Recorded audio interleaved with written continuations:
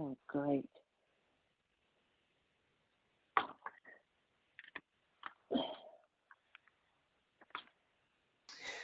Hey everybody, it's Warren. Hello. Hello. I didn't know anyone was on. Let me mute. Of course, All I got you on. right, I'm gonna mute also. Okay. Who is this? Okay. This is Felice. Hi Felice, how are you? Hi. How are you? I'm good, thank you.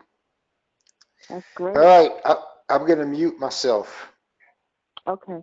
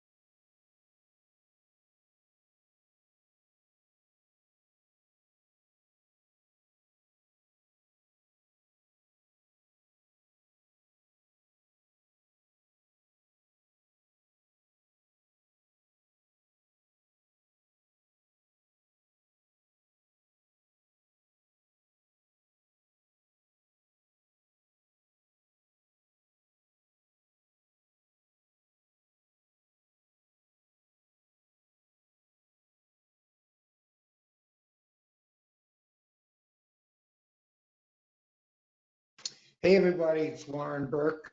Khalid, could you see what's going on with Carmen?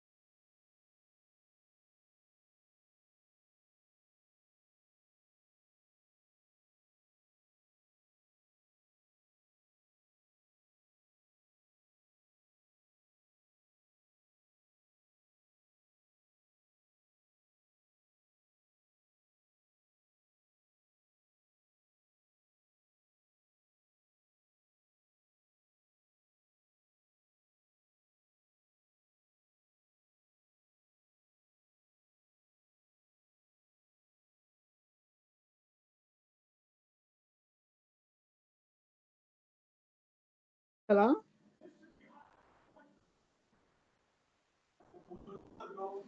Hello. People Okay. around. I can hear you, Miss Robinson.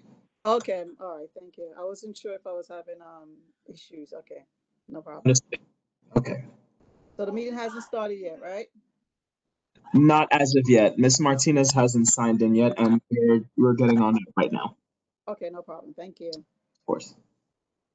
Hi, everybody. It's Warren. I just spoke to Carmen and she is having some technical difficulties, but she should be on shortly. And we appreciate your patience. Thank you.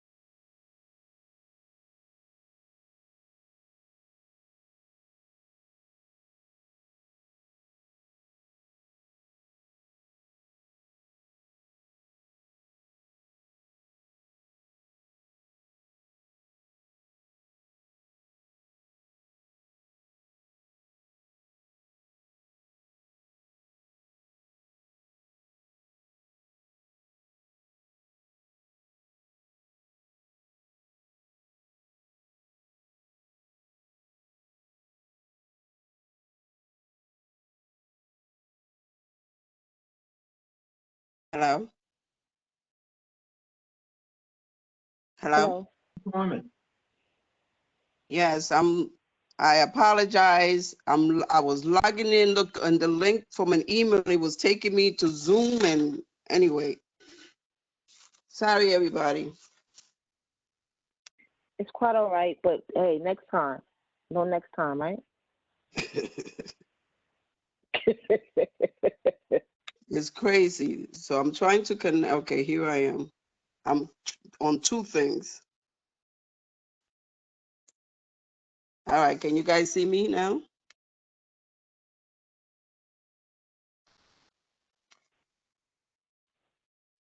I can No? hear you. You can hear me? You don't see me? I can Oh see no, I'm you. on the phone. I Oh, pulled in on the can phone. hear you. Fine. It's rolling. Huh? Can you see me? Yes. Okay, sorry about that. So good evening, everybody. Again, my apology for the confusion. Hopefully you'll be all together the next time. But it's good seeing everyone. I think I'm trying to see who's here so that I can know if we have a quorum to begin. So how has everybody been since the last meeting that we had? Grateful. Grateful, yes. Totally grateful. So I don't want to hold everybody up. So if all of the if everybody would just kind of like briefly, can you unmute everybody so that everybody can kind of briefly introduce themselves so we can proceed? Yes, sometimes it has a lot of water. Hi, Carmen. It's Khalid. Right. Everybody's on mute. Right, One by one. All right. If everyone can mute the background, that would be helpful.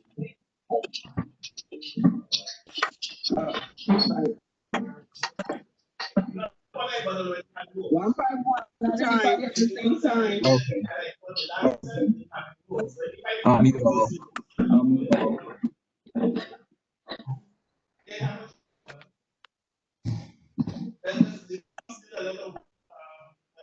Francesca, I'm hearing conversation from Francesca.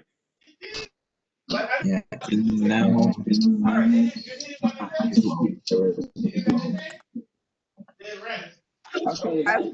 All right, that's not gonna work. That's not gonna work. I don't think there's too many stuff going on. I apologize.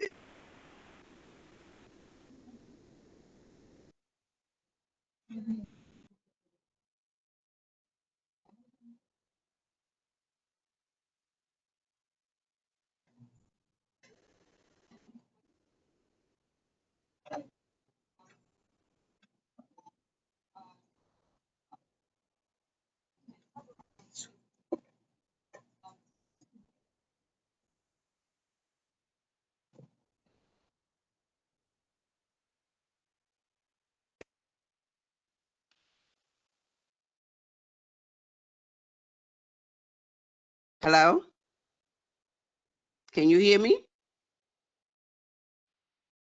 All right, now I don't hear it. So again, welcome everyone. This is our first Transportation Committee meeting for this year. And we really weren't going to do much, but to kind of like have an update on where we left off. We were dealing with the Empire Reconstruction project, and we also were talking about doing a community walk that somehow didn't seem to, we were not able to put it together in terms of schedule. We will start working on that again at some point, but I don't know how that's going to work out due to the weather changing. I mean, winter is coming up, so we might have to do that another way.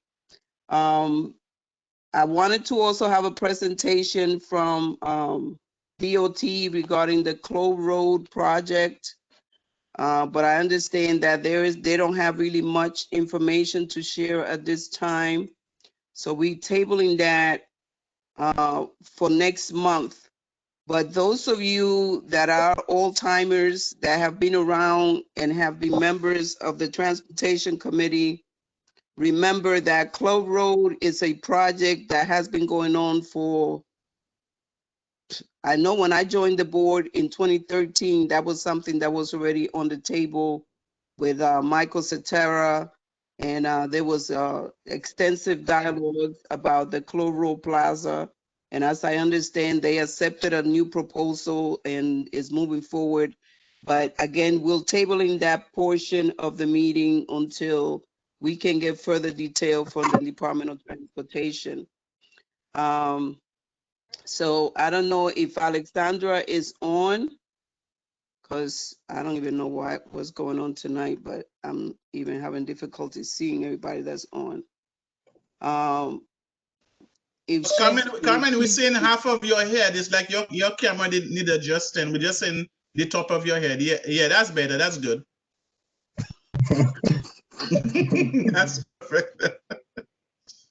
Carmen, I have a question about Clove Road, if we can Yes. do that. So Mhm. there was some kind of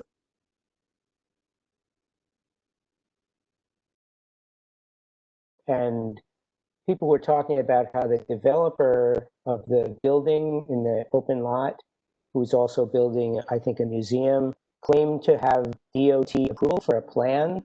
And we all wondered how we could have approval if it was never ever presented to us. So you haven't heard about anything either, right?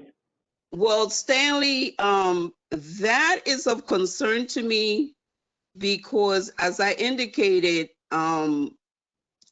Board 9 has been trying to promote this Clove Road Plaza. At some point, Councilmember Yeah. Lori Cumble had actually dedicated funding for the plaza. Right. There was discussion and discord about the cobblestones. The community wanted to preserve it. DOT wanted to pave over it.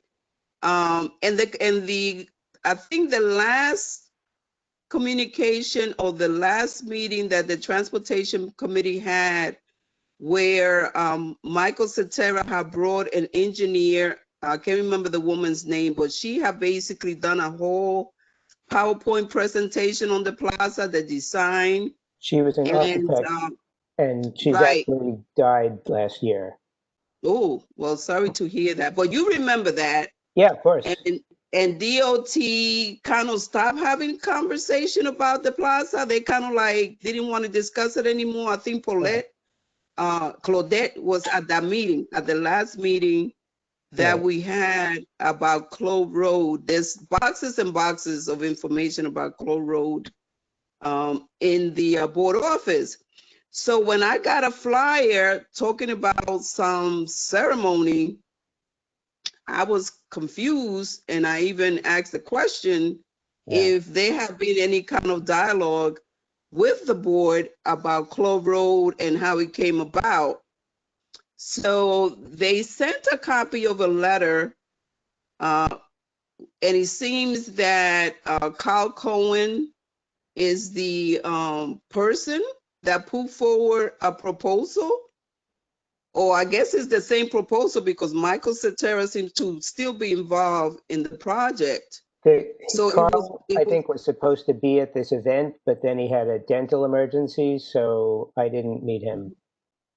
Right. Well, I went there late, and there really weren't Okay. that many people when I got there, so Yeah. I don't even know who participated. Yeah.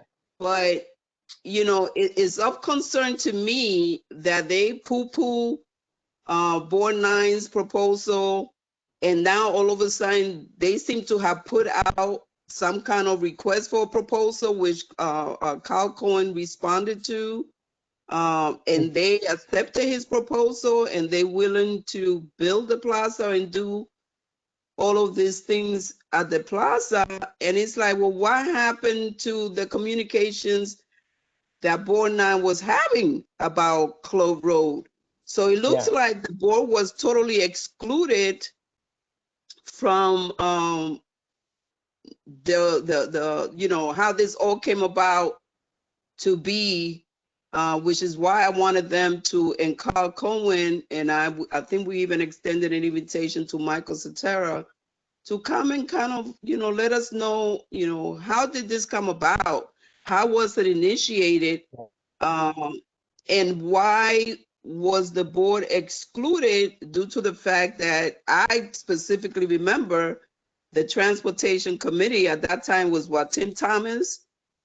And he just like, DOT was like, we're not having any further discussion. We're not preserving the cobblestones. We don't have time for this. That's the end of that. Which it seems it to be the same thing that happened with the Empire reconstruction. We had dialogue about the Empire reconstruction, the community gave input, and then it was like, okay, we're no longer talking about the Empire reconstruction, it's being put in the back burner. We don't want to have any further discussion. And then we get a meeting notice, come and do a walk so that you can see the project. We're getting ready to break ground. So, Right. Well, I So think that one of the differences is that the Empire project is federally funded, correct? And the Clove Road seems to be the developer. So while we well, I don't have as don't much to say think- about the federal one, we should have something to say about the private one. Well, I mean, you know, we were still having communications about, you know, the closing off of the triangle and all of that nature. But the whole thing is that irrespective of that, if you are having conversation and negotiation with a board, you know, how could you just cut off all communication and move forward with the project? And likewise with Clove Road, you know, communication was cut off like in 2014, and now here we are in 2020, like, oh yeah, it's gonna take place. And it seems like they are willing to, do the construction from the project, and they're only looking for funding, I guess, for the preservation, the maintenance, of things of that nature. And, then the question become, well, if you negotiated with a developer that's developing that site, what is this plaza supposed to be? Right. And So we need to hear from why would a developer have more weight in what's to happen to that plaza than the community board? Yeah. Hello, everybody. This is Warren. I have some involvement in this whole thing, and I can give you what transpired. But to get to the bottom line, I agree with Stanley.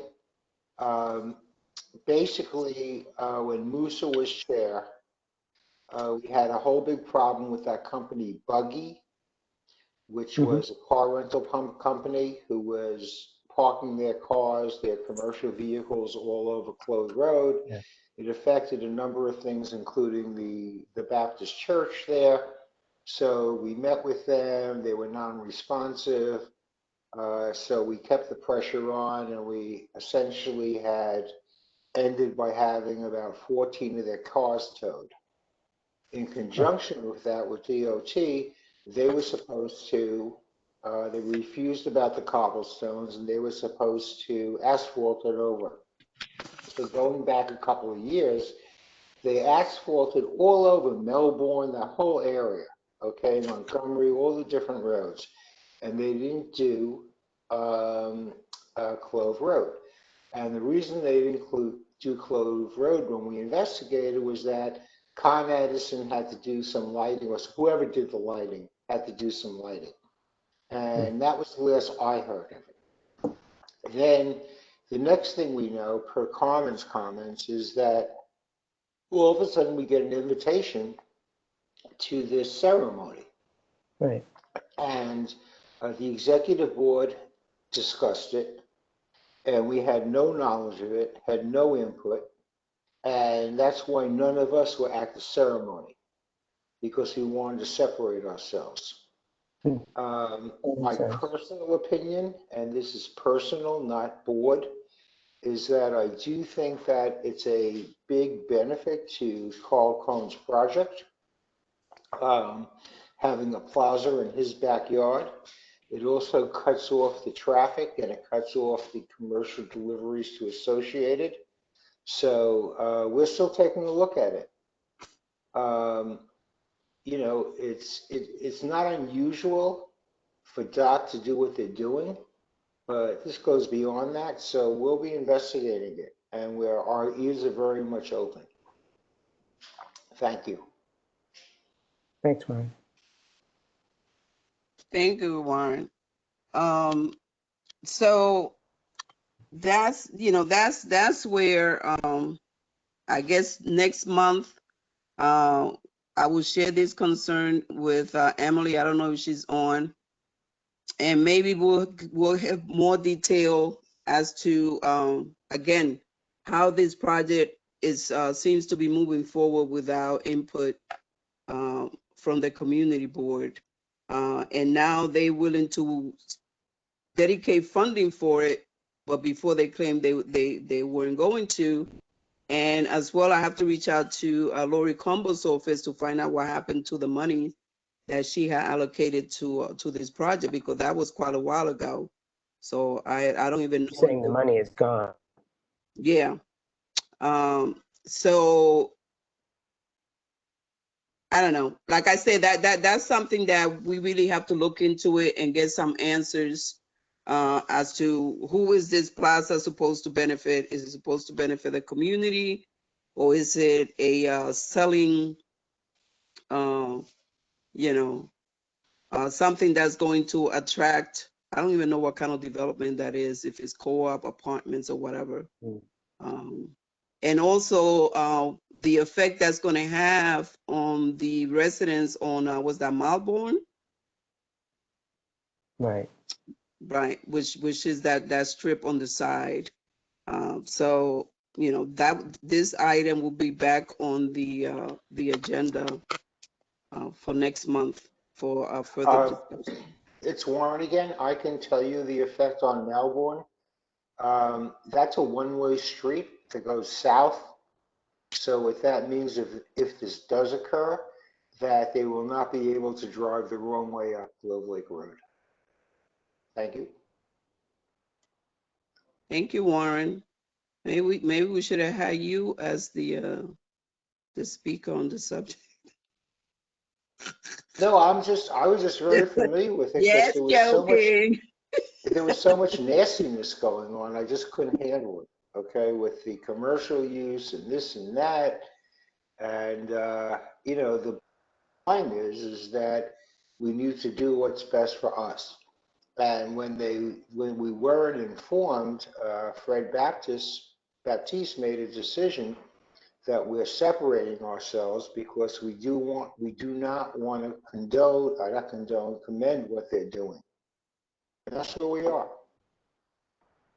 All right. Well, we'll talk about that because I'm not in agreement with separating. I'm in agreement with getting answers, demanding answers. All right. So that is your job. Is Emily on? No. Okay. Well, I mean, in terms of the Empire Reconstruction Project, living right around the corner from Washington Empire is moving along. I mean, it seems to be on schedule. They work there, you know, they're working every day. They're digging up the street. They're doing the sewer replacement, whatever they're doing. I know it's supposed to be finished in January. So, I mean, I don't know, barring bad weather, whether or not it's going to be extended. But I know she sends out the periodic notices about the activities at that location. So unless anybody has questions about that, issues or concerns. No? Okay. So moving on to did everybody get that? I kind of like scribble all over the place on the transportation portion of the need assessment budget request for the board. So I hope that everybody had time to look at it, or, you know, if not before the meeting, after the meeting, to kind of come up with, we want to identify specific areas in the district that are in need of attention, because what's been happening is that if you look at the request is general. It has been submitted general request. You know, we need additional camera. We need more pothole repairs and whatever. But it's not really touching on the needs of the district. And I wish Assemblywoman Diana Richardson who had joined this meeting, or somebody from her staff. But Assemblywoman Richardson reached out to me, and she wants the Transportation Committee kind of to work along with her. She has funding from the state that are to be specifically, they are specifically earmarked for transportation projects in the district. And so what she wants to do is, and I guess it will supplement kind of like the what we will lay out in terms of transportation and mobility needs for the district. And her and I discussed such disrepair in the community as And we talked about Lincoln Road. I don't know how many people are familiar with Lincoln Road, but Lincoln Road between Bedford and Flatbush is like riding a rodeo when you drive down that street. There's all kinds of dips and holes in there. And ironically, DOT drew line, you know, they painted white lines like right through the dips and everything at some point when they were going around the district, drawing these white lines, these traffic lines. But that is one of the areas that I'm using as an example, and there are, I'm sure, a whole lot others area in the district that need that kind of attention, whether it's repaving, whether is new curbs. In addition to the people that came before the committee from Midwood that have that situation where the road has to be, I think it's on a slope or something, they have no drainage. The people came before the committee looking for help last year to talk about the situation. And also, it seems that the same situation is occurring on Schenectady Avenue. I was watching the news about 3 weeks ago where they were interviewing homeowners, and it's all around that same area. They have the same problem that the people on Midwood have, where when it rains, the water just pools and has nowhere to go. So when I sent this capital request related to transportation and mobility, is because I want the committee to kind of do some real research and some real work and some real asks to identify those and identify those areas in the district, you know, that are in need of repair, attention, whether it be the bus stops, like I said, pothole, curb. Well, drain is kind of a DEP, so that's really not the committee, but we might have to work with them because that situation on Midwood and Schenectady look like it's a multi-agency situation. So we have to get creative and maybe work with that committee to make sure that those areas get the attention they need. But with the Assemblywoman having funding that are earmarked for these transportation issues, I think that it will give us more leverage to be able to identify this area and the areas that are in need and push the city to either supplement what the funding that she has or bring the identify the funding to take care of these issues that are really long-standing. Because, you know, I mean, when we talk about places like Lincoln Road, that road, that's been like that for as long as I can remember. And I've been here since like 1997. So I just want us to be creative. And instead of just putting requests such as, you know, oh, that, you know, we need to, and go and actually going back, even on Lefferts Avenue, who have been fighting for speed bump, and they have been fighting for extended curb, and they have been trying to get traffic calming solutions to their problem. So those are the kind of things that I would like for this committee to put forward in this capital request, rather than just, you know, just throwing things out, you know, we need additional speed camera, we need this, we need that. Where are the needs? You know, what street, what area, what location?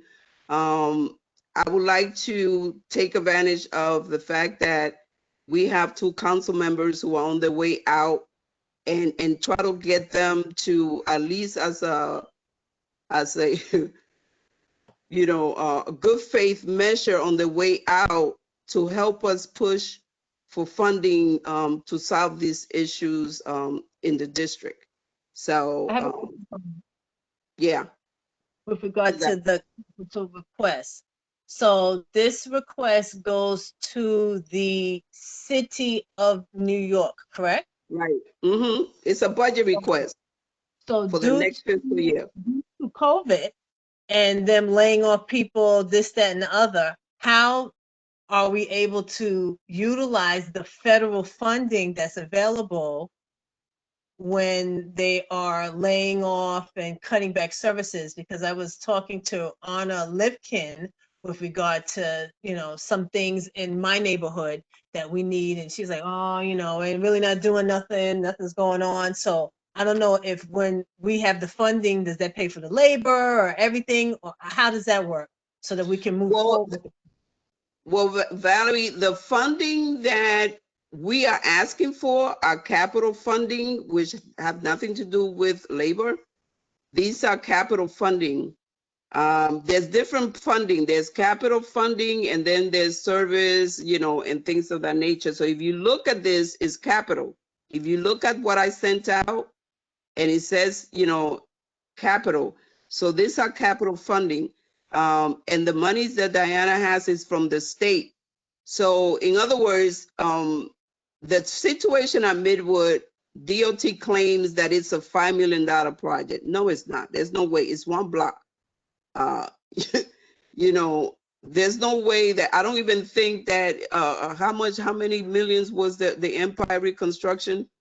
So we have to just look at ways to say, look, if it's a $500,000 or if it's 250 or whatever it is, and this monies are available, there's some kind of way where this monies can be utilized, pretty much the same way they're using federal dollars to do the Empire on a city project. You can also use the state funding together with the city funding to alleviate some of these problems that currently exist in the district.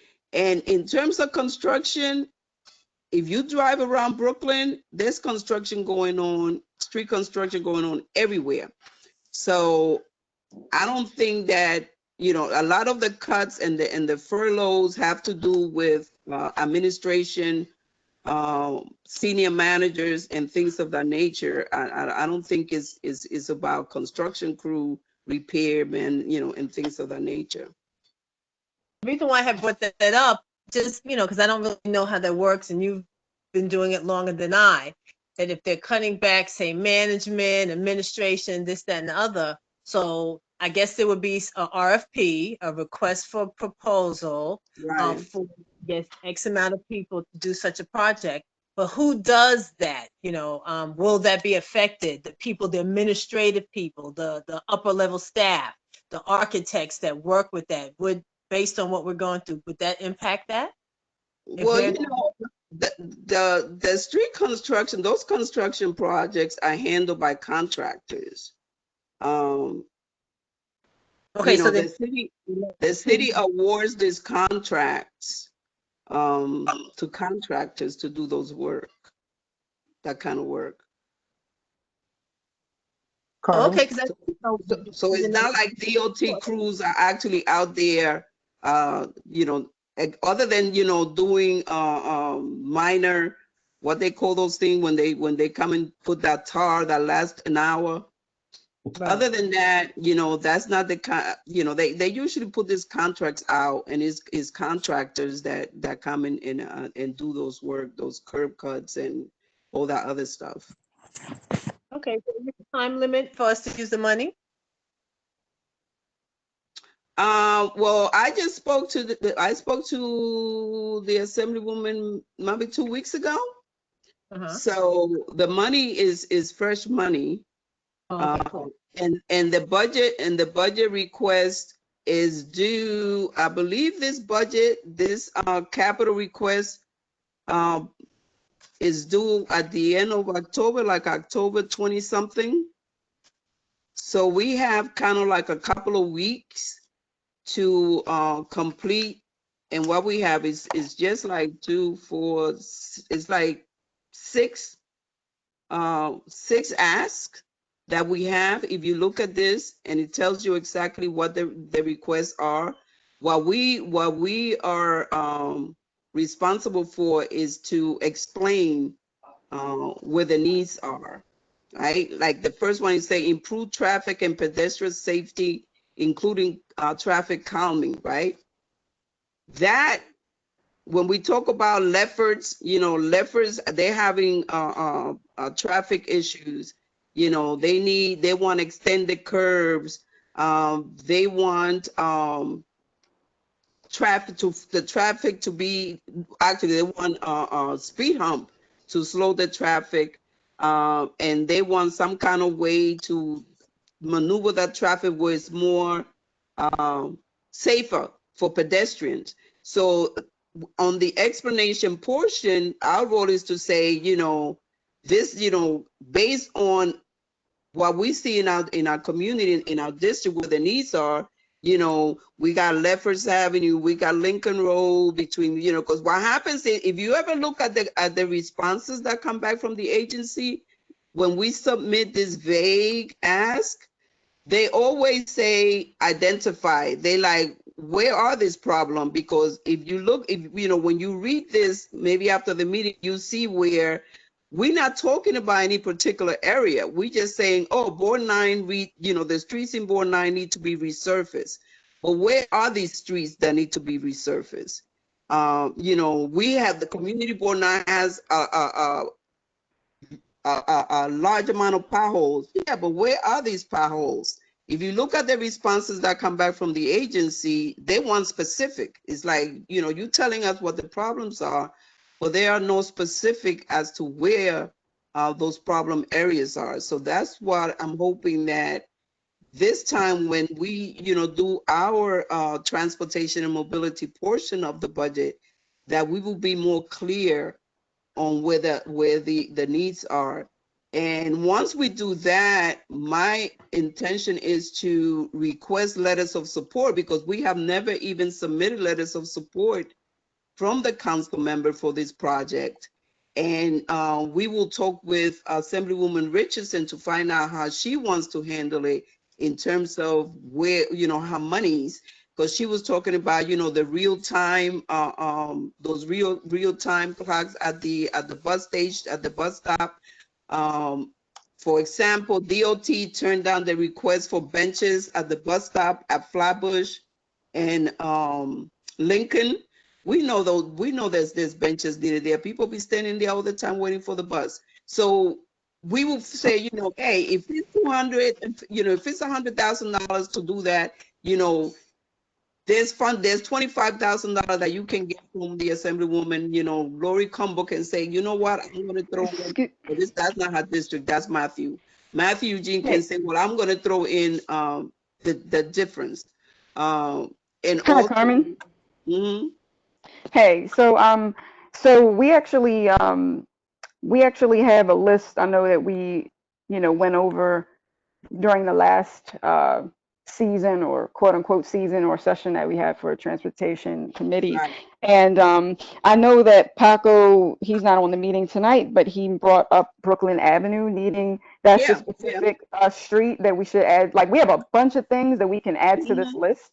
And I think that we could totally come up with specific intersections or, specific areas that need improvements and get them to you before, at least by next week. Right. Would you like me to, like, I can go down a list of some of my own notes right now? Right, which is what I'm going, which is what I would like. I would like for all the committee members to just, shoot your specific area that you know of, that you have walked down, might be your block. I know Paco has extensive information. I mean, he got videos, he's got the whole work on Brooklyn Avenue. So Yeah, like Brooklyn, even like if I can bring up some of the things tonight, because maybe some other folks have some input as well. Like Brooklyn Avenue, for example, we know speeding is an issue. The lanes are really wide. And generally, when you want to add traffic calming features to a street, you want to slim the lanes down, because having wider lanes encourages more speeding. And also, maybe also adding a bike lane to that area, for example, since there is a bike lane that exists north of our community board, maybe extending it into the south would also help with traffic calming, since usually traffic calming measures. Bike lanes have been shown to cause traffic calming. Right, right. Yeah.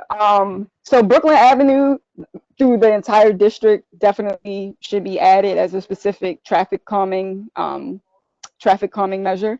And then also totally we should add the time clocks at bus stations so people can know when the next bus is coming, and Right. benches, as you mentioned. And I think we had a separate list for that during one of our last sessions. Mhm. And there's a few other things. I'll just mention one more thing and I'll let somebody else speak. But there's a bike lane that was just painted on Flatbush Avenue between Empire and Grand Army, and it pretty much abruptly ends right before you get to Empire. So currently Empire Boulevard has bike lane, but it's always, Empire in itself needs repavement. It's a mess. There's always glass in the street. There's, potholes, but there's also a lot of people double parking along Empire. And I think that if you have a protected bike lane that's buffered by a parking lane, as is the case on Prospect Park West, as is the case that on a new bike lane on Flatbush between Empire and Boulevard, that would discourage people from double parking and, causing that hiccup that's currently on Empire. Those are my two. I have more specific suggestions, but I'll let somebody else speak, and then, I'll say more later. But I'm curious as to if anyone else has specific intersections or Right. concerns. I have Right. specifics. Can you hear me? So that's why, that's why we're opening it up. And then we can play with the document before we submit it. I can email it back and forth to add more comments, to clean it up. We'll get in, work with Diana Richardson's staff to make sure that that we use that money, because the issue is that she wants to make, she wants to have a say as to how the money is going to be utilized.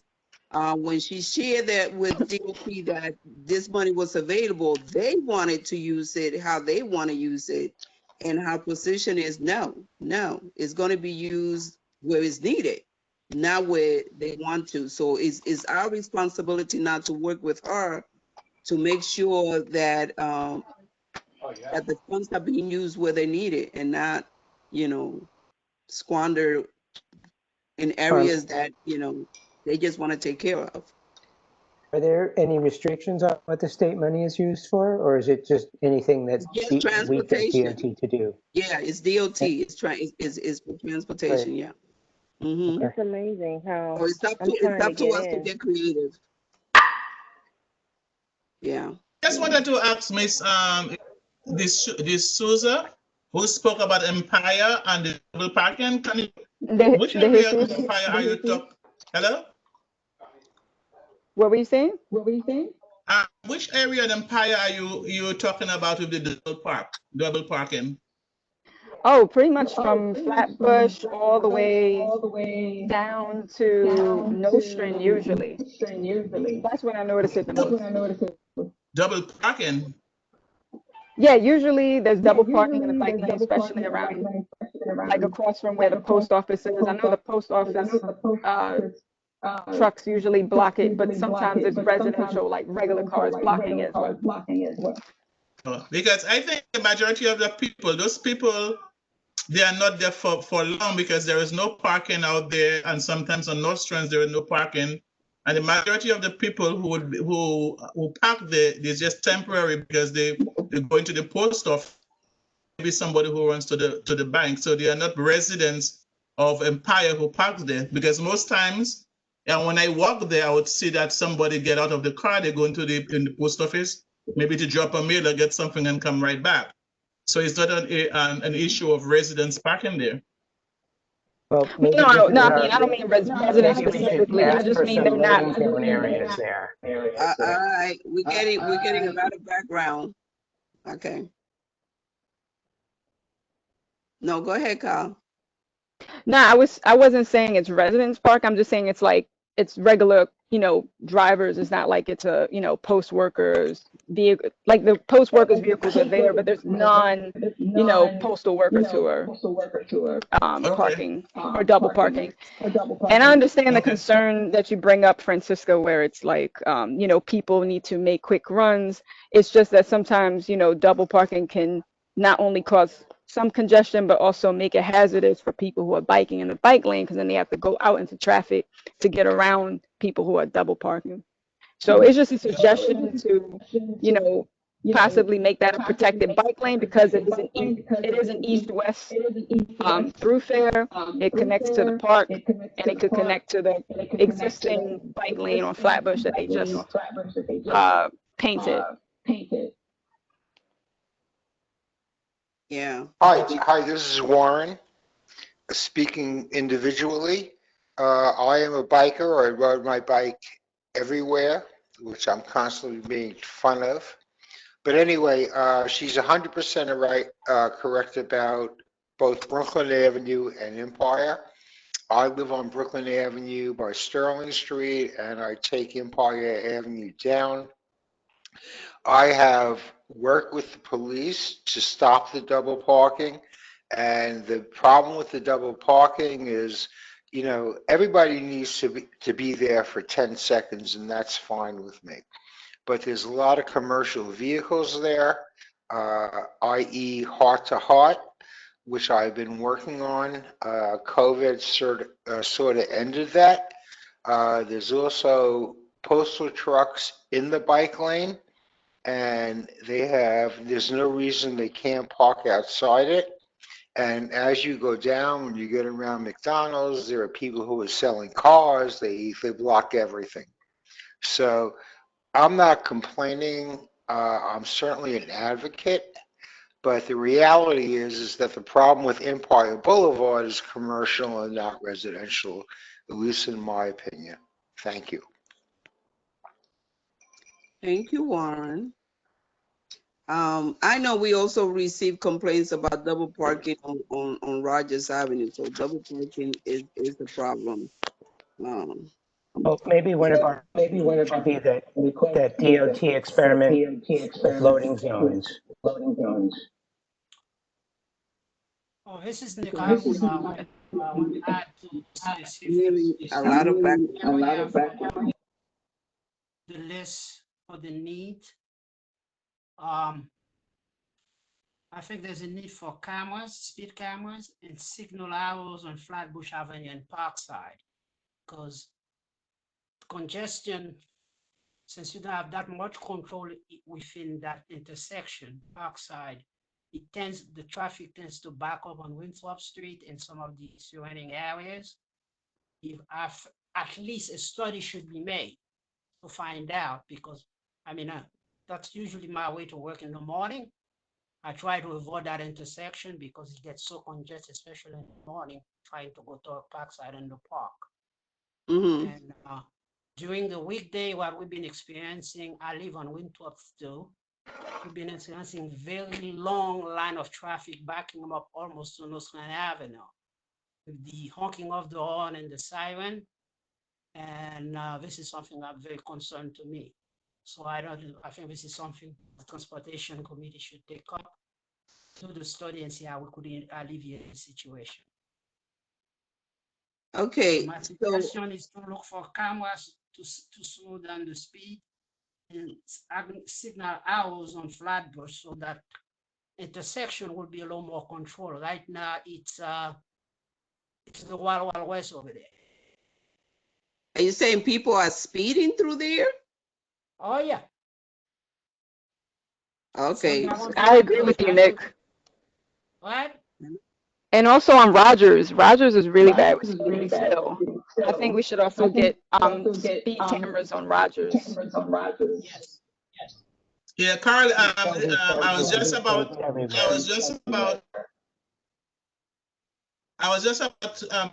talking about Rogers as well, because they're on Lefferts and Rogers, and I think for a few years I have raised this, that we need a speed camera right there in the junction of intersection of Rogers and Lefferts. It's terrible. 3 nights ago, we had about maybe around 9, 10 o'clock in the evening, we had a huge accident right there. And thank God that the families in one of the cars wasn't injured. There was a family with 2 kids and husband and wife in the car. And he was going towards Nostrand, and an individual driving up towards Empire on Rogers and trying to beat the lights. And it's like most times drivers drive on Rogers is like a freeway, it's a speedway. I don't know what's happening with them. And it's terrible. I think, and someone spoke about, I think Carmen spoke about complaints for double parking, because St. Rogers is a one-way, and you have the bus lane. I mean, all along from the time you leave Church Avenue, come up Rogers, they always double park. And then you have it's a one lane, so you have the bus on one lane and just one lane for the traffic, and they block. And sometimes they double park almost in the middle of that one lane that you have. And it's terrible, and it's something they really need to do something about that. But I do think right there on Rogers Avenue and Lefferts, we do need, and even in Empire, we need the cameras over there. We need it. Yeah, it's terrible. It's terrible. So see, those are the kind of things that we need to lay out.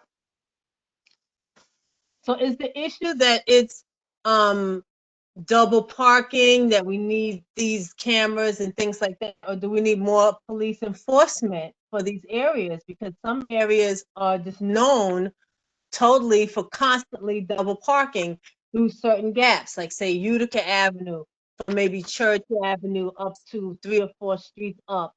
On Empire Boulevard, there's double parking in certain areas. On Rogers Avenue, on certain areas, there's double parking. So is there a way that as the Transportation Committee, we can ask for some kind of enforcement to have some, because when it becomes the holiday, they're out trying to get the drunk drivers, but they're not trying to make the traffic flow during non-holiday season. So is this an enforcement issue with the double parking thing?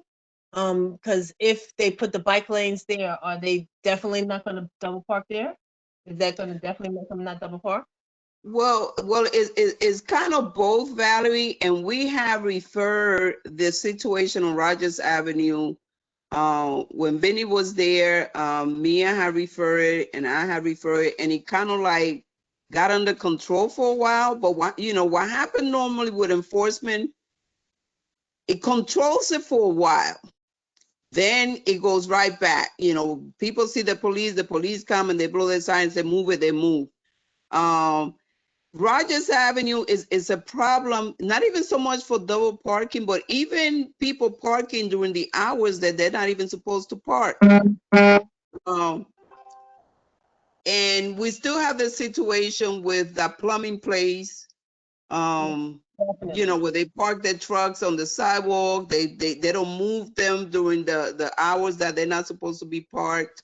And I know that sometimes when I go down Rogers Avenue, it's like, oh my God, like you try to use the outer lane and you look up ahead and there's like 5 cars that have not even moved, or they just, like parked there. So it's both enforcement and also, monitoring. Because on this avenue, as you know, the street narrows when you cross Empire Boulevard, so you don't have the wide lane when you're coming up Rogers Avenue. So I can't recall how wide the street is, but it's definitely wider on the southern part when you cross over Empire Boulevard than when you go on the northern part as you're going towards Eastern Parkway. Right. So I feel if we're looking at cameras, that we need to put the cameras on the bus lane, because what my vantage point, since I live on this side, and because I feel, and this is only my assessment, is because the street is narrow up on this end, that they use the bus lane. I see them coming up the bus lane. And if they gave tickets out, is there a way that they can have a camera to give tickets? If you are in that, the bus lanes have camera, trust me, because I got a ticket once. If you stay on those bus lanes during the hours that you're not supposed to be there, the cameras do catch you. So you do get those tickets. There's a camera on Rogers Avenue. There's a camera somewhere between Empire and Eastern Parkway. Yeah, there's a camera right there when you cross Empire. If you stay on that bus lane, it will catch you by the time you get over towards that Sullivan. There's a camera. There's a camera there. Then Okay. there's a camera as you cross Montgomery, and then there's a camera as you cross Eastern Parkway. So there's like 3 enforcement bus lane cameras there. In addition, the buses themselves, if you park on those lanes, those buses are equipped with cameras. I think also the cameras that, and I could be wrong, Nick and Francisca, I think the cameras we were referring to also are the speeding cameras, because Correct. speeding is so prevalent. Speeding and red So lights. yeah. So like as far as the NYPD, we can't rely on them to always enforce things, because like you said, Carmen, you know, they might enforce it for a while and then it just goes back to, you know, how it was. And also just in general, if we've also encourage DOT to adopt infrastructure changes that would discourage bad, you know, behavior, then that would also help in that sense of, you know, enforcement. So for example, when I was mentioning Empire, the way that the proposal that I was mentioning was making a protected bike lane that's buffered by a lane of parking cars. So the bike lane would be between the sidewalk curb and the cars, and therefore the only other lanes would be traffic, moving traffic lanes. And in that scenario, you wouldn't have double parking. But you know, since as far as Rogers, we definitely need speed cameras on that strip. And are speed bumps also covered under this project? Because there's been a lot of speed bump requests in our district, and we are still waiting, like specifically Fenimore Street between Flatbush and Bedford. We've been waiting for years for a speed bump. And I think that any pending speed bump requests that have never been fulfilled, I think Valerie, your street, you also requested a speed bump. Like we should also include those in the list as well. Oh yeah, most certainly. You know, and that's what I talked. You know, that's what I said when I talked about Lefferts, because I know Lefferts from Bedford to Flatbush. I don't understand why they keep getting denied for speed bump when the other, you know, from Bedford onwards, there's speed bumps. So any areas that have been denied as a speed bump, we will look for funding, street calming initiatives. Speed cameras are actually a state state allocation. So that is something that, you know, the funding that the assemblymen have can probably be diverted to some of those areas. Because every time we ask for speed cameras on the budget request, they always come back and say, reach out to your state elected officials for funding. And I also wanted, and I don't mean to talk so much, guys. I just have a lot of ideas. I also wanted to mention up, so, you know, we're still not past this pandemic and we might get hit with a second wave. I'd really like us to consider some ideas for open streets in our neighborhood. I've experienced some open streets in other neighborhoods, even ones bordering ours, where they shut down the streets to traffic for a specific number of hours. I know we had one on Parkside, like the southern end of the park, but I mean, like, it's specifically areas where, you know, it would benefit local businesses like restaurants. And, you know, for example, to have the street closed, even if it's just for a weekend, like if you go over to Vanderbilt and Prospect Heights, they have been shutting down the street from, I think it was from Atlantic up to Grand Army. They shut down the street. I think it's just for the weekend because it was a weekend day that I was over there. And the restaurants were able to, you know, expand where they had the, you know, the outdoor seating. It was really nice. People were walking in the street. People were, you know, shopping. And I think we should do something like that for one of our corridors. I know Flatbush would be impossible probably, or at least, you know, because of the bus. But it would be really nice to have something like that for our district too, where, you know, people can move about freely And, you know, we can even look into requesting something for the spring so that, you know, we can have something where businesses will benefit and where people can benefit and be able to move around, you know, socially, but from a distance, at least. There's a Yeah. bus on Fifth and there's a bus on Advanced, so that's not the reason not to Oh, do okay. it. But I mean, Okay, Rogers yeah. might make sense because there are restaurants there. Someplace where it would benefit the local businesses, because we have nothing in the district. Yeah, there was no open streets in our district. I think we were like one of the only areas that didn't have open streets compared to other neighborhoods Yeah. surrounding us. So I think that would be something like, you know, we should look at. What is everyone else's thoughts? Like, have you guys checked out any of the open streets or got to check How out these new about, outdoor restaurants? The one on Vanderbilt's great, for Yeah, sure. it's amazing. well, in terms of the open street, how about the area where you have part of the block with a park where you have a lot of kids playing? Which one, Nick? Well, in my block, I have a huge park in there. There's always a lot of kids playing in basketball there. Is it possible that you could do open street, let's say maybe once a month, once a week, where all the kids, so that sometimes the park get overfilled? Yeah, that's true. So if I may interject, when it comes to the open street, because I think maybe 2 or 3 weeks ago, I had an open street on my block, but just residential. It's not really in a business corridor. But for the open street, because in order for me to get the permit, the councilman have to go through the councilman, because on a regular, when we had I need to load on this. When we had regular street parties, we can just go online on Zappo and just apply for the permit. We can't do that anymore with the street, with the open street. So you have to send an email to the councilman, and they have to approve it. And you have to send an email to him and a copy of that email to Jamila. And you have to call her. So it's a little bit more that you have to do, because I had to do that. When I spoke to Jamila about it, I had to stay on top of Matthew Eugene's case to get that letter. Then they had to send it to, but then the mayor's office had to work with it. Then they, as anything else, they had to get approval from the community board and from the precinct. And then they still have to go through the policy and procedures that they have for the COVID social distancing. So they send you the long for that you have to fill out and sign it and send it back to them.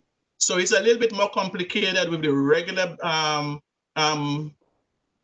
parties, but in order for you to do that, you have to go through the councilman. Well, Francisca, that's different. So like, yeah, usually you have to go through the councilman, but there's an avenue where, I don't know why I'm echoing. Do y'all hear echo? Yeah. Sorry about that echo. I don't know why that is. But usually with the open streets, that's a specific program offered by DOT. So DOT, you would send the request in, you know, to DOT, and then they would provide the barriers and everything like that. So yeah, if you wanted an open street for your block, yeah, the traditional route is probably to go through the councilman and get a permit.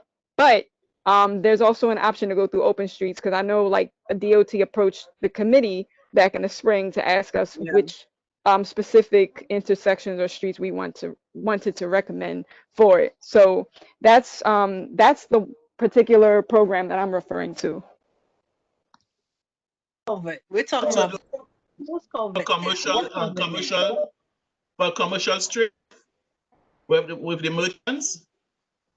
No, the open street is a DOT program, Francisca. In other words, it wouldn't be for just one day. It would just be an open street. For the whole weekend? Yeah, Okay. it could be like from 12 to 6, from 1 to 5. They would designate the hours. You can also request the hours as well. Yeah. Like, it's not just based on what they want. Like, if you had a specific request, like you only wanted to do it on the weekend or you only wanted to do it for 4 hours a day, they would work with you on that also. Right. So it's, you know, in your situation, it was a one day thing. But they talking about, where, and in other words, it will be listed, it will be listed as the DOT site as an open street and people, whatever hours. Okay. Yeah. All right. We can do something for Nostrand Avenue. Yeah, totally. Nostrand could use it. Yeah, well, Nostrand, yeah, they got a lot of new eateries there. Yeah. Yeah. So let's talk about, the particular block and the area and submit it and see what happens. Maybe Nostrand between Empire and Nostrand between Empire and Church. Well, actually, that's not our district down in Church. But how about the entire strip? Clarkson, yeah. Yeah, Empire and Clarkson. Yeah. And then also Rogers, where all the cafes are. It's like a little pocket where there's a bunch of different businesses. So you can do the same thing for Rogers, Empire and Clarkson as well. Yeah. Yeah. I think So that's a good idea. Yeah, if we want to really be helpful in terms of the eateries and the restaurant like that, just, I know that they have a lot of, I think it's when you cross Maple or even Allen Bakery, they're supposed to be having some kind of outdoor thing, which they haven't opened yet. Yeah, and it's really exciting that the outdoor is now permanent. It's long overdue. And how about Lincoln Road also? I think, so here's the thing with Lincoln Road. I know there's a bus or two that, turns onto Lincoln Road, but maybe they can be rerouted for a couple of days a week, like maybe on the weekends, and open Lincoln Road up, because you got the park there, you got several like restaurants and a cafe or two there. And, it's also a But just major let the area. buses go through and not the cars. Well, the buses, actually, if the buses can keep going down Empire and run down Ocean, right? Or when they come down Flatbush, they can turn on, Parkside is a hot mess, but that's So, another idea. like I said, let's put it down. I mean, let's come together, come up with a list, and we bounce it back and forth. So Carmen, when do you need to send this in by, or what's a good date that we should send all of our suggestions in to you? Or are you going to send an email thread out for us all to reply? If you guys can give me your information, because I think that the board has to submit these budget requests. I think it's October 26th. Khalid, you on? Khalid? Don't see him. Yes. Is that October 26th that is due? I'm talking for the submissions. No, it's the 30th. October 30th? Yes, for borough for budget submissions. Yes. Okay. So if we can try to get something in by the end of next week, because that will give us time to like email it to it, so that everybody can kind of look at it and throw in whatever, we might have missed or whatever. So we'll get a week to send it in, a couple of days to review, and then shoot it over to the board so they can package it together with the whole submission. Can we do a Google Doc so we can just keep adding to it and everyone will see what everyone else has suggested? Khalid? If you Yeah. Yes. Hi, Mr. Greenberg. So are you requesting if we create a Google Doc, so a document you can add to at any point in time? We can create that. Yeah, I think that would work well. That'd be good. Yeah. Okay. All right then. So I'll create one of our Google Office and I'll make sure I add. Okay. Thank you. And Nick, also, I just wanted which to. intersection? Oh no, I was just asking. Oh, sorry. Khalid? Go ahead. It's okay. No, I was just asking Nick. I was jotting down some notes. Nick, which cross street on Winthrop is your block? Winthrop 3 between Bedford and Rogers. Oh, okay. Cool. What were you saying, Khalid? I did attend a recent session regarding these budget requests and need statements, and I did bring Mia a brief which I remember one panelist that in this round of submissions regarding we prefer to see a lot more requests that revolve around issues affected by COVID like that. So if that's of course anything that you can think of, you as the transportation committee regarding such thing. Everything is affected. Everything is affected by COVID-19. I know, and of course, it's always been the same Open street. over the years. So I don't know if it's going to be any different, and of course, with the budget being cut across the board. But that stating that I do remember them stating that they would be COVID-19 affected or related issues. Okay. So we'll keep that in mind. Yes, keep it in mind. Yes. Mhm. Thank you. So, any other comments? Anything? Did we leave anything out? Hey, this is Warren. Bike picking come up in this at all? In terms of like a place to like a bike rack or anything else? Like would that be included in this proposal? Well, bike rack is just a matter, according to what we were told, is just a matter of putting in a request. They have some kind of link for that. I see, for like an individual building or a house or whatever. Yeah. I'm thinking more along the lines of a larger scale installation, kind of like what we have on Lincoln, where we've got multiple bike racks near the train station. A similar treatment might do very well by Parkside as well. And there's certainly the space to do it. Yeah, because that's not a capital expense, because those, it doesn't require construction and digging and all that other stuff. Those things are just, what are they like? How long did it, Warren? I know you had requested the one for the front of the office. How long did that take?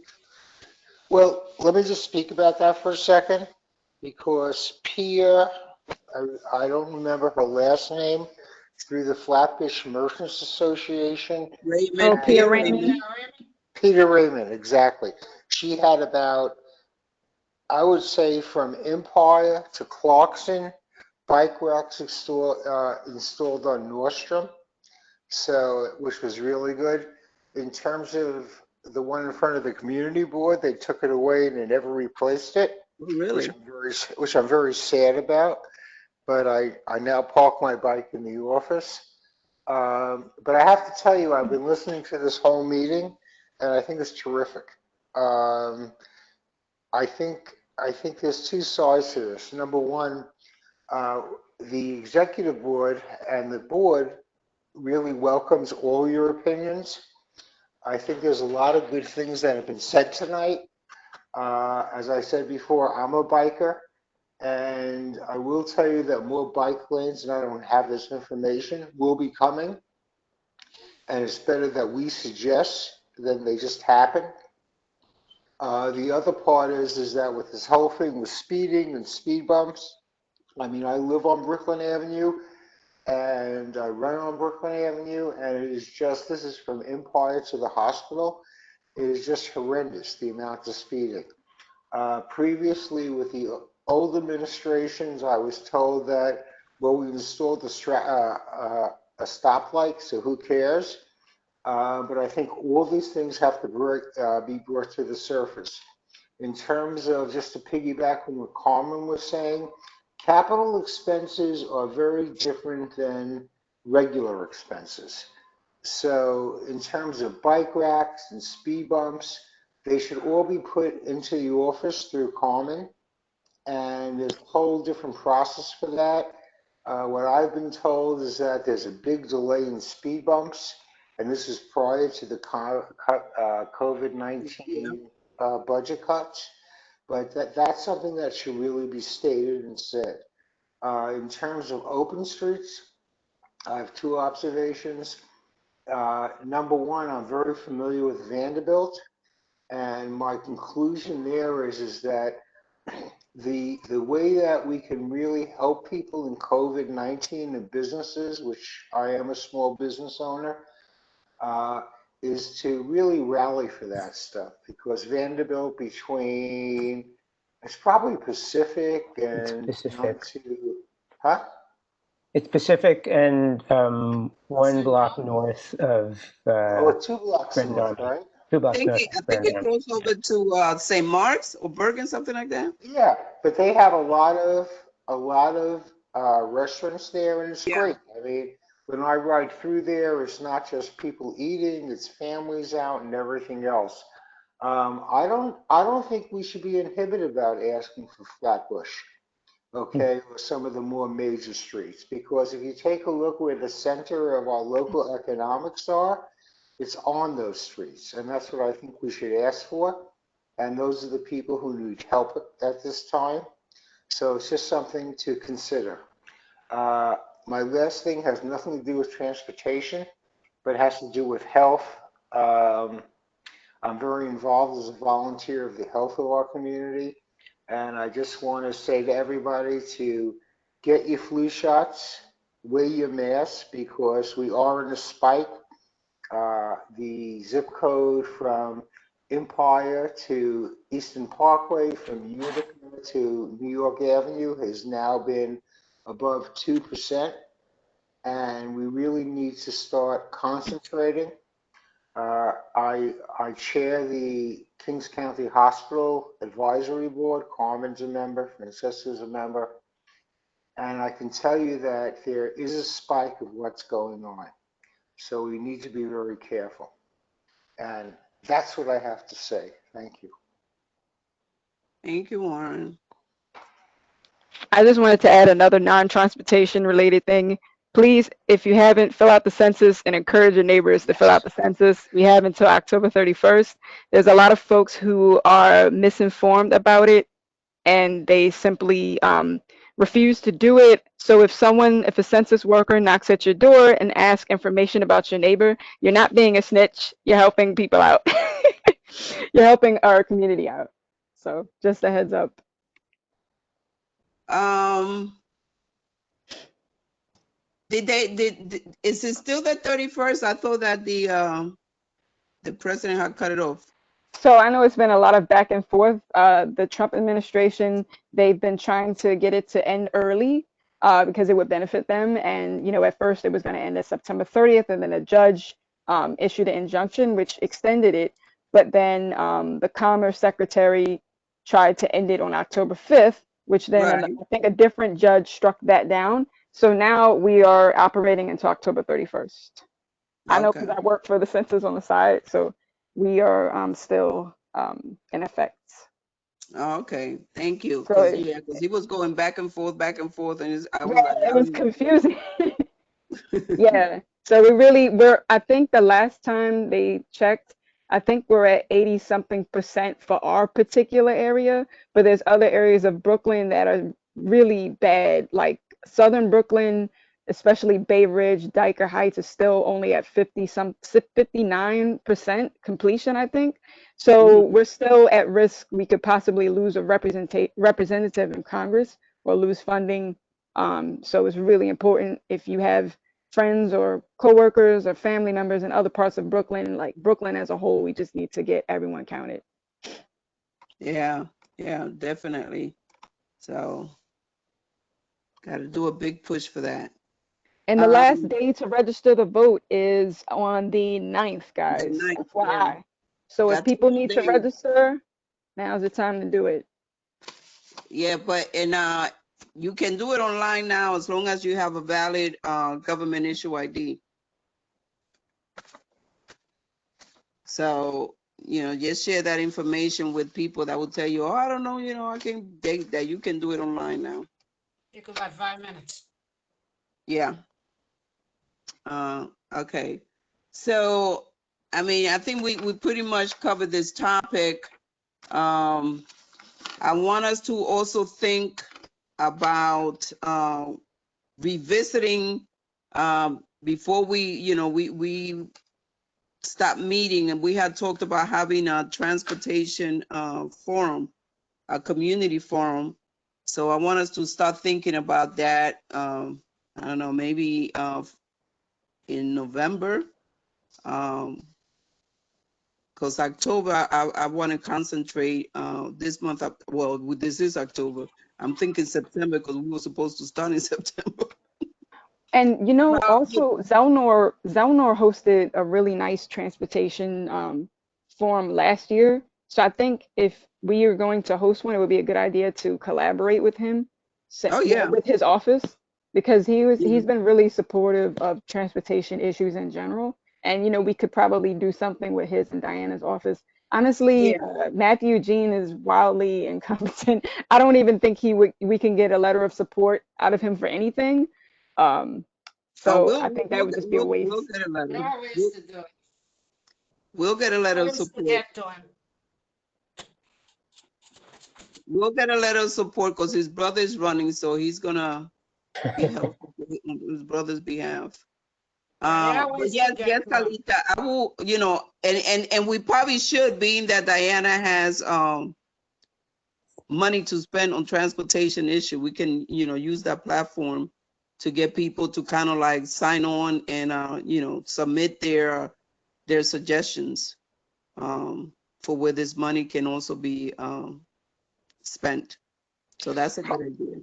It's Warren again. I just want to relay an experience I had with Diana when I was the Parks chairman. She had an extra 125,000 for parks, and she asked us, you know, what should we do in terms of the community board? And at that point, I was actually like, Stanley was on it. I was on it. I assume Stanley still is. But we dedicated that money to repaving on our side of the park. So, and the money was given. The point of my comments are, if you come up with a valid reason, she'll do it. Right. So don't waste it, okay? No, and that's what she wants to do, and that was her whole thing. Her whole thing was she wanted us to basically tell DOT where the money should be spent instead of DOT telling us, you know, we got the money and we're going to use it wherever we want. So that's the whole purpose of us being involved.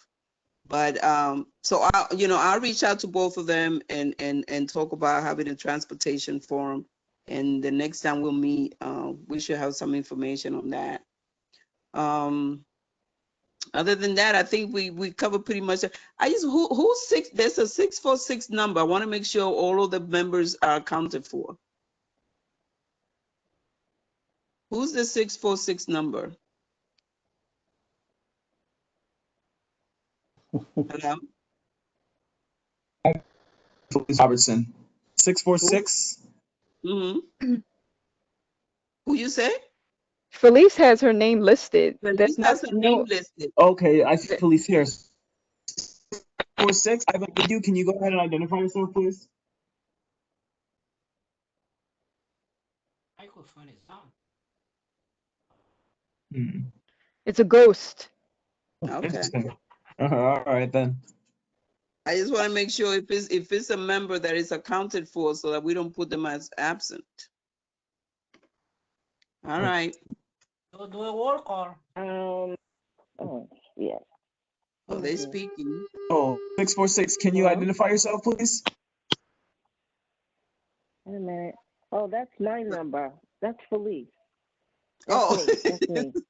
So it is Felice. Okay. Yeah, because I had to get in some way. First I was on the phone and then I couldn't speak. So then I got in another way and then I put my questions or what I needed to say in the chat. Okay. So, okay. All Sorry right. about that. Okay. So, like I said, I think we covered pretty much everything. You know, if there's any updates, any open discussion that you guys want to have, you know, I'm opening up the floor.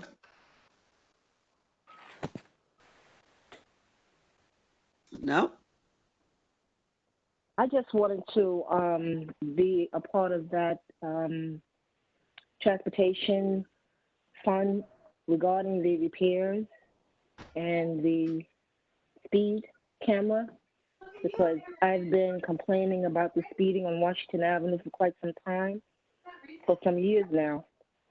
As long as Yeah, you've been on the board, Carmen. yeah. So, And we need to put it down because according to DOT, it's a funding issue. Remember, we went back and forth with Bray. yes. So now we can, we can put it in there in the budget, since he said it's a budget issue. So Okay, very good. yeah. Wait, In I'm sorry, addition, I Felice. put it in the chat, but yes. Talking about a speed camera on Washington, like near Lefferts, Yes. or? Okay, Well, so we Washington, recently, which will be on Montgomery. Right, 'Cause Montgomery on and Washington. And correct, because it's such a long strip that they use it as a racing strip. And once they get Understood. to Montgomery, they really speed up and to get to the next light. And and then near that area, you have a lot of two high schools. You have Right. on a dead end street that's a junior high school. So we need cameras there. In addition, I called 311 3 weeks ago to get this pothole fixed, and it's gotten so bad that now the water is spewing up, and that hole has now grown bigger. So Pothole is where? It's on Washington between Sullivan and Montgomery, and you can't miss it. The moment you drive on Washington, it's very visible. Okay. And also, I feel that they need to have some kind of study on the corner of Eastern Parkway and Washington Avenue when you're driving eastbound and you pass the corner where the museum is, and you make that right. And I guess you can make that hook a quick left to go on the service. I'll call it the service road. But it seems to be, it needs something there. I don't recall whether they have a delayed light for people to cross the street, for the pedestrians to cross the street. But there's a lot of stuff that's going on right there at that corner. And I'm not sure if there's a turning light for the cars, if there's a crossing light for the pedestrians. And I'm not sure if there's any accidents or anything that happens in that area. But right there, it's very busy. They got a lot of stuff going on. So I think that, maybe that might be a consideration for a study for at least a delayed light to allow the pedestrians to cross, and then a turn light so that you can turn. Was that on Washington and what? On Eastern, when you're going eastbound on Eastern Parkway, when you pass where they're doing the construction, I guess, to put the elevator, because the traffic merges back in together and it goes to one lane, then it opens up a little bit, because when you get to the corner now of Washington Avenue and Eastern Parkway, you can make the right. Right. So when you make the right there, there's a lot of stuff going on. So I can't recall. I'm gonna have to check the next time when I go if there's like a delayed light so that the pedestrians can actually cross the street. So Valerie, it's weird there, right? So the way the signals work there, because I ride a bike there almost every single day. So traffic goes across Eastern Parkway, east to west. When those go red, there's then a left turn lane light on the other side of Eastern from where the museum is, and that's what's weird about it. Because normally the way that we work our lights here in the city, it seems like lights all go red if there's a pedestrian light that's like advanced, right? While all the traffic is stopped, that happens then. But the lighting, the lights are just configured very oddly there. I agree with you 100%. Happen there so that everyone can move safely in that area. Okay. And it's like that for years and stuff, and I think because they have more and more, and people love that little area right there. You got the museum there, you got the skateboarders there, you got your bicycle riders there, you got your moped people, you got your drivers. A lot of stuff is happening right at that corner. That's one of the busiest little corners, I think, that are in our area, other than with so much going on right there. I don't know why that corner is extra busy. So you're suggesting some kind of delayed pedestrian crossing, so that the pedestrian crossing signal? Right, because what happens is you also can turn, I think, left right there. You make the right and you can make that quick left because the traffic is pushed back a little bit. It's not all the way up to the light at Eastern Parkway. It's back a little bit, running, I guess, parallel with the park, that little park that's there. And then you have the service road that starts right there. So the cars stop where the service road starts. So, and then sometimes you get hung up there as well when you're trying to cross over. If you're on Washington and you're going, I guess, north towards Fulton Street or Atlantic Avenue, sometimes you get hung up over there between that little short street and the ability to continue across because sometimes there's lots of traffic over in there. So I think that they might take a look at it just to give everybody an opportunity to do something, to walk, to turn, to scooter, to bike safely. Okay. Thank you. Anything else? No, it's Warren again. I concur with Valerie and Nick. It's a very busy area. And you, besides everything that was mentioned, you also have the bike lanes and the pedestrian lanes on the islands of Eastern Parkway ending there. So it's a lot of stuff. I agree. Okay, thank you. So Valerie, you're gonna put that down on your stuff? That's one of your items? Okay, put that down. We're making a vegetable soup. Everybody throw their stuff in there. Okay, no problem. We'll take it from there. Right, I'm Hey, gonna. that's why it's a community board. Okay, that's it. Okay, well, if we don't have anything else, if everybody has made their comment, or unless you have something else, I want everybody to get ready for the debate. I don't want you to miss 1 minute of it. Oh yeah, it's getting ready to start. Yes. Hey, So Carmen, I just want to thank you for a great meeting. Oh, thank you. And I apologize again for the confusion, but I was following the previous link until I saw it said cancel. It says Zoom. I was like, oh, I'm in Zoom. No, just so everybody to know, we had people bomb our meetings last night. So we're trying to take some precautions, and obviously tonight it worked. So your confusion is acceptable. Thank you very much. It bumped me well, Warren, because they were a mess. They were cussing, and it was very embarrassing. Yeah, yeah. Ooh. Oh, So you were in the meeting? You were in the meeting, Valerie? I was in a youth services meeting. Ooh. Yeah, and you can talk to Mia. Mia should tell you what happened and stuff. It was really.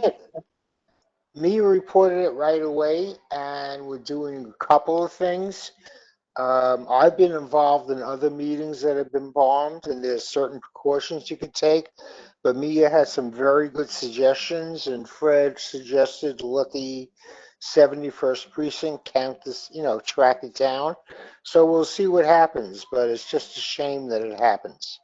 Oh, I hear they did it with the housing committee meeting tonight. Yeah, not good. Can you report this to the Zoom people? Do they have any? Okay. Yeah, you can, but our feeling is that we're being targeted, because who would want to bomb a community board committee meeting, So we're working on that, and Miu is extremely upset, and I'm assuming Khalid was, and we're looking at it. So unfortunately, there are people who want to stop free talk. So we'll go from there. But you're right, Valerie. It was disgusting. It really was. It really, really, really was. And so for them to come in and the way they act, and then they started talking about each person. Oh, look at Val. Look how she's looking so old. And, they were just saying really nasty things about people. Oh, my God. Yeah. Well, Val, for the record, you look great. Okay. Okay, but thank you so much for having this opportunity. It's a different platform than Zoom, correct? Yeah. So I they mean, this can't has been just, going on in other Everybody areas has that I'm a better involved with. platform, but most people Zoom is Don't better. worry.